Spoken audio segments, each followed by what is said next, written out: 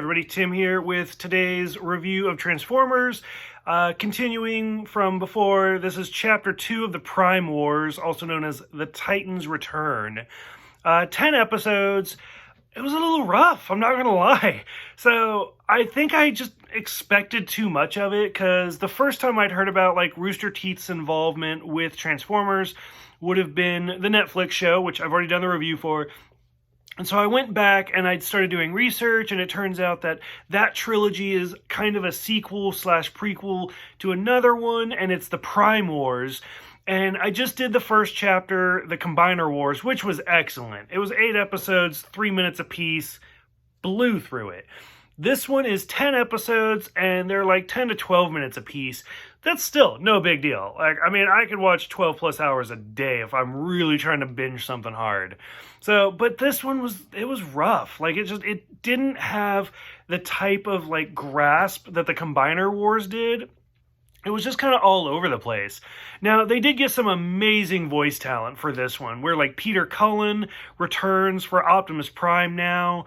We get Wil Wheaton, one of my favorite actors, same birthday as me, we've been a couple times, as the voice of Perceptor, one of my favorite characters, which is just coincidental if you have watched my graphic novel reviews of it. So, loved that. What is it? Judd Nelson returns as Rodimus Prime, again from the movie, the animated movie. So we get that. I think Michael Dorn was in there, and of course, Mark Hamill shows up at the end. So they got some major voice talent for this one. They definitely upped it a little bit. But the whole thing where we just get Cybertron's at peace, and we get Starscream and Rodimus and the Mistress. And then, some of my favorite lines are, I think it was the first episode, where they're like, please, Optimus, stay. And he's like, nah, get Perceptor to stay. And they're like, Perceptor? He's not a fighter. That dude, if you've read the comics, All Hail Megatron or something, Perceptor is scary. He ends up becoming, a sniper in the comics. So to see, some of the shots of him, shooting people, yeah, Perceptor's, could take out just about anybody. Starscream's ghost is a great reference to the movie and the TV show and stuff like that. Really liked that. Trypticon should be badass, but he just, I don't know, he fell flat for me, which is great because he's a city. Whatever. They bring up Fortress Maximus, Rodimus giving up the Matrix, so now he's just Hot Rod again. Stuff like that's okay. The Megatron's line where he's like, are you mad that I killed you all that time ago? Was fantastic. Really like that one. Seeing the Mistress get attacked by Overlord. I know Overlord a little bit from the comics. I think he was in the Drift storyline, if I remember right. So, okay. Windblade and Hot Rod, their storyline, I just don't care.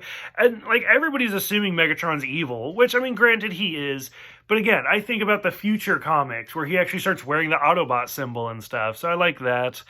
When Trypticon and Victorian fight is kind of interesting, but then when Trypticon swallows her with the combination, the enigma of combination or whatever, and then he just throws up everybody. He throws up Perceptor, he throws up the Matrix, he throws up, was it Victorian?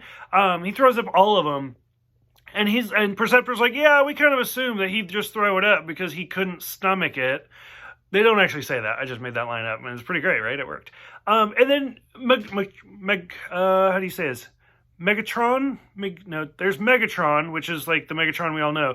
Megatronus, I think is what it was, who Megatron bases his name off of. And that's Mark Hamill's character, the first Decepticon. And then he's like, you worship me because I am your god. Or, your leader or whatever. And Megatron's like, we lost! God damn you! And when he said that, I kind of stepped back. I swear all the time. I don't fucking care. But, it kind of caught me off guard. So I took a step back. I was like, wow. And then Prime getting killed. I was like, wow. So much. The first episode's really good, and the 10th episode's really good. Everything in between. I was just like, is it over? Nothing's happening. So, I don't know. I'm still going to watch Chapter 3. I'm 2 chapters in.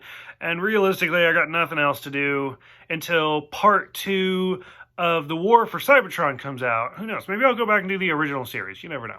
So, I don't know. I'm curious what you guys think. Go ahead, let me know, and I will see you guys next time for Power of the Primes.